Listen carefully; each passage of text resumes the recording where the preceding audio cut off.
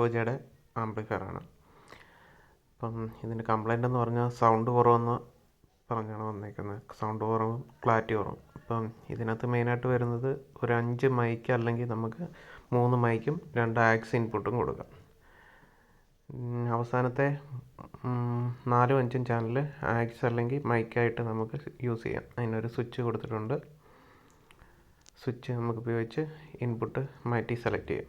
പിന്നെ ഒരു bass control, triple control, പിന്നെ ഒരു മാസ്റ്റർ കൺട്രോൾ, പിന്നെ വോളിയം ലെവൽ അറിയാൻ വേണ്ടി ലെവൽ ഇൻഡിക്കേറ്റർ, ഔട്ട്പുട്ട് ലെവൽ ഇൻഡിക്കേറ്ററും ഒരു പവർ ഓൺ ഓഫ് സ്വിച്ചുമാണ് അതിൻ്റെ ഫ്രണ്ടിൽ മെയിനായിട്ട് വരുന്നത്.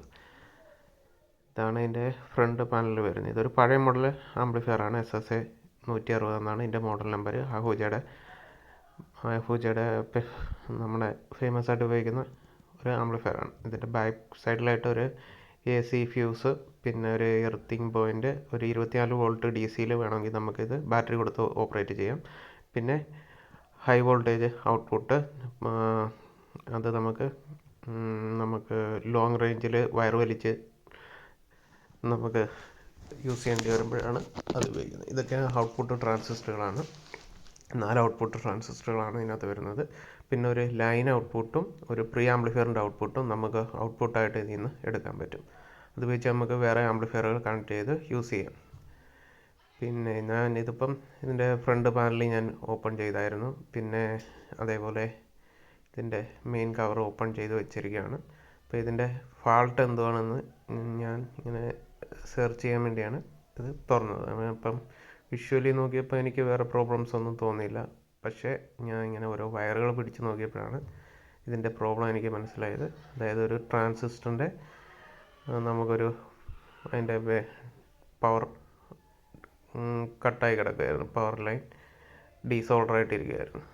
അപ്പം അതാണ് ഇതിൻ്റെ കംപ്ലൈൻറ്റ്. അപ്പോൾ ആ കംപ്ലൈൻറ്റ് കണ്ടുപിടിച്ച് നമുക്കത് ആ വയർ മെയിനായിട്ട് അത് അഴിച്ച്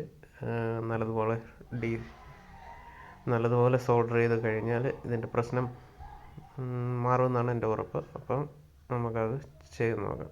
അപ്പം എന്താണ്ട് ഞാൻ ഇത് നോക്കിയിട്ട് എല്ലാം ചെക്ക് ചെയ്തിട്ട് എനിക്കൊരു പ്രോബ്ലമായിട്ട് തോന്നിയില്ല. ഞാൻ പിന്നെ വിശദമായിട്ടൊന്ന് വയറൊക്കെ അനക്കി നോക്കിയപ്പോഴാണ് ഈ വയർ വിട്ടിരിക്കുന്നതായിട്ട് കണ്ടത്.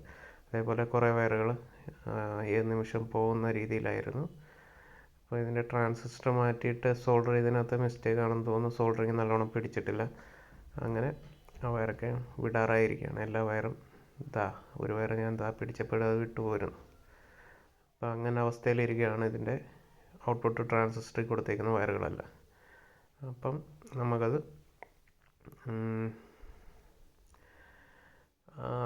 സോൾഡറിങ് എല്ലാം ഒന്ന് പ്രോപ്പറായിട്ട് ചെയ്ത് ഡാമേജ് ആയ വയറൊക്കെ മാറി നമുക്ക് വീണ്ടും ഒന്ന് പ്രവർത്തിപ്പിച്ച് നോക്കാം. അപ്പം ഞാൻ ആ സോൾഡറിങ് ഒക്കെ റെഡിയാക്കി നമുക്ക് വീണ്ടും ഒന്ന് ഔട്ട്പുട്ട് കറക്റ്റായിട്ട് കിട്ടുന്നുണ്ടോ എന്ന് നോക്കാം. അതിനുള്ള അടുത്ത സ്റ്റെപ്പിലേക്ക് നമുക്ക് പോകാം. ഇതാണ് നമ്മുടെ ആംപ്ലിഫയറിൻ്റെ ഇൻപുട്ടല്ല നമ്മുടെ ഇൻസൈഡ് ആംപ്ലിഫയറിൻ്റെ ഉള്ളിലെ ഭാഗങ്ങളാണ് ഈ കാണുന്നത്. നമ്മുടെ ഫ്രണ്ട് പാനലിനകത്താണ്. അവിടെയാണ് നമ്മുടെ മെയിൻ ഡ്രൈവർ ബോർഡും ടോൺ കൺട്രോൾ ബോർഡും പ്രീ ആംപ്ലിഫയർ സെക്ഷനും എല്ലാം നമ്മുടെ ഫ്രണ്ട് പാനൽ അഴിച്ച് കഴിയുമ്പോഴാണ് വരുന്നത്. പഴയ മോഡലിനകത്തെല്ലാം ഇങ്ങനെയാണ് വരുന്നത്.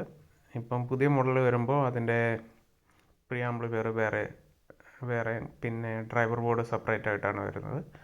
പഴയ മോഡലിനകത്ത് ഒറ്റ ബോർഡായിട്ടാണ് എല്ലാം വരുന്നത്. ഇപ്പം ഞാൻ എല്ലാം സോൾഡർ ചെയ്ത് പഴയ വയർ നമുക്ക് ഉപയോഗിക്കാൻ പറ്റാത്ത വയറുകളൊക്കെ നീളം കിട്ടാത്തതൊക്കെ മാറി ബാക്കി എല്ലാ വയറും പ്രോപ്പറായിട്ട് സോൾഡർ ചെയ്തിട്ടുണ്ട്. ഇപ്പം എല്ലാ വയറും ഞാൻ നീറ്റായിട്ട് സോൾഡർ ചെയ്യുന്നതാണ് എൻ്റെ വിശ്വാസം. അപ്പം അത് സോൾഡർ ചെയ്ത് സെറ്റാക്കിയിട്ടുണ്ട്. അപ്പം നല്ല രീതിയിൽ തന്നെ സോൾഡർ ചെയ്തേക്കുന്നത്. സോൾഡറിങ് എല്ലാം പ്രോപ്പറായി ചെയ്തിട്ടുണ്ട്. അപ്പോൾ ഇതിൻ്റെ കംപ്ലൈൻറ്റ് നിങ്ങളെ കാണിക്കാൻ വേണ്ടിയാണ് ഞാനിപ്പോൾ ഈ വീഡിയോ എടുത്തത്. ഒരു ചെറിയ കംപ്ലൈൻറ്റേ ഉള്ളുമായിരുന്നു. പക്ഷേ അത് നമ്മുടെ ആംപ്ലിഫയറിനെ സംബന്ധിച്ച് നല്ലൊരു പ്രോബ്ലം ആയിരുന്നു. എന്ന് വെച്ചാൽ ഇതിൻ്റെ ഔട്ട്പുട്ട് ഇല്ല എന്ന് വെച്ചാൽ പിന്നെ നമുക്ക് ഉപയോഗിക്കാൻ പറ്റത്തില്ലല്ലോ. പക്ഷേ ഇതിനകത്ത് നമുക്ക് സ്പെയർ ആയിട്ടൊന്നും മാറ്റേണ്ടിയൊന്നും വന്നില്ല. ഇതൊരു ലൂസ് കോണ്ടാക്റ്റ് എന്ന് വേണമെങ്കിൽ പറയാം. അപ്പം ഞാൻ ഇതിൻ്റെ ഫ്രണ്ട് പാനൽ ഉറപ്പിക്കുകയാണ്. അപ്പോൾ ഫ്രണ്ട് പാനലെല്ലാം സെറ്റ് ചെയ്തു. ഫ്രണ്ട് പാനൽ സെറ്റ് ചെയ്ത് ഞാൻ പവർ ഓൺ ആക്കി. ഇനി നമുക്ക് ജസ്റ്റ് മിക്സർ കണക്ട് ചെയ്ത് ഒന്ന് പ്ലേ ചെയ്ത് നോക്കാം. ഞാനിവിടെ സൗണ്ട് കൊടുക്കുന്നില്ല, എന്ന് വെച്ചാൽ കോപ്പിറൈറ്റിൻ്റെ ഇഷ്യൂ ഉണ്ടായതുകൊണ്ട്. അതുകൊണ്ട് ഇപ്പോൾ ഞാൻ ജസ്റ്റ് മിക്സർ ചെയ്യുന്ന ഒരു സോങ് പ്ലേ ചെയ്യുകയാണ്. ലെവൽ ഇൻഡിക്കേറ്റർ കാണുമ്പോൾ നമുക്ക് മനസ്സിലാവും അത് ഫുള്ള് ലെവൽ കയറുന്നുണ്ട്. അപ്പം ഇതിൻ്റെ ഔട്ട്പുട്ട് പ്രോബ്ലം ഔട്ട്പുട്ട് പ്രോബ്ലം എല്ലാം പരിഹരിച്ചു. ഇപ്പം നമുക്ക് മാക്സിമം വോളിയത്തിലേക്ക് എത്തിക്കാൻ പറ്റുന്നുണ്ട്. നേരത്തെ ഇത്രയും പോലും വോളിയം കിട്ടത്തില്ലായിരുന്നു, ക്ലാരിറ്റി ഇല്ലായിരുന്നു. ഇതൊക്കെയായിരുന്നു ഇതിൻ്റെ കംപ്ലൈൻറ്റ്. അപ്പം ഇത് നോർമലായിട്ട് ഇപ്പം വർക്ക് ചെയ്യാൻ തുടങ്ങിയിട്ടുണ്ട്. ഇതിൻ്റെ പ്രോബ്ലം നിങ്ങൾ കണ്ടല്ലോ. ഇത് നിങ്ങളെ കാണിക്കാൻ വേണ്ടിയാണ് ഞാൻ ഇന്നിപ്പം ഈ വീഡിയോ ചെയ്തത്. അപ്പോൾ എല്ലാവർക്കും വീഡിയോ ഇഷ്ടപ്പെട്ടെന്ന് കരുതുന്നു. അപ്പം വീഡിയോ ഇഷ്ടപ്പെട്ട് എല്ലാവരും ലൈക്ക് ചെയ്ത് സപ്പോർട്ട് ചെയ്യണം. ഓക്കെ.